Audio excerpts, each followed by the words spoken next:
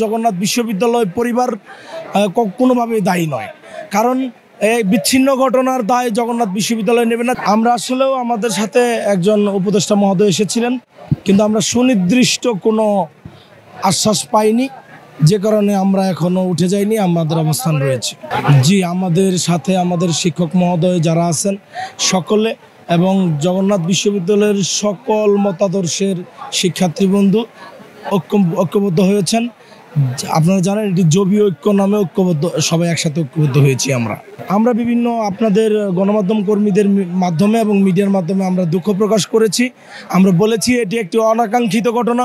এই অনাকাঙ্ক্ষিত ঘটনার সাথে জগন্নাথ বিশ্ববিদ্যালয় পরিবার কোনোভাবেই দায়ী নয়, কারণ এই বিচ্ছিন্ন ঘটনার দায় জগন্নাথ বিশ্ববিদ্যালয় নেবে না। জগন্নাথ বিশ্ববিদ্যালয় একটি মানবিক এবং সার্বজনীন, ভদ্র, নম্র এবং সকলের প্রতি সহানুভূতিশীল একটি বিশ্ববিদ্যালয়।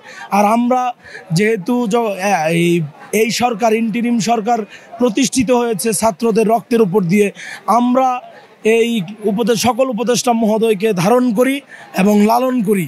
কিন্তু যে অনাকাঙ্ক্ষিত ঘটনা ঘটেছে, এর মাধ্যমে যে ভুল বোঝাবুঝি হয়েছে, উনি যেভাবে চলে গিয়েছেন, এটি একটি খুবই দুঃখজনক ঘটনা। আমরা এখনও সুনির্দিষ্ট কোনো তথ্য পাইনি। অনেকে অনেক কথা বলেছেন, কিন্তু আমরা বিবৃতি বা সুস্পষ্ট কোনো বিবৃতি বা কোনো অবস্থান জানিনি। আমরা মূলত 3 দফা দাবি ইউজিসিকে জানিয়েছি। এরপর আমরা যখন এই আন্দোলনে আমরা নামি, আমরা 3 দফা রূপরেখা দিয়ে আন্দোলনে নেমেছি। সরকারের পক্ষ থেকে আমরা সুনির্দিষ্ট কোনো রুটম্যাপ বা সুনির্দিষ্ট কোনো তথ্য পাইনি বলে আজকে আমরা অবস্থানে রয়েছি।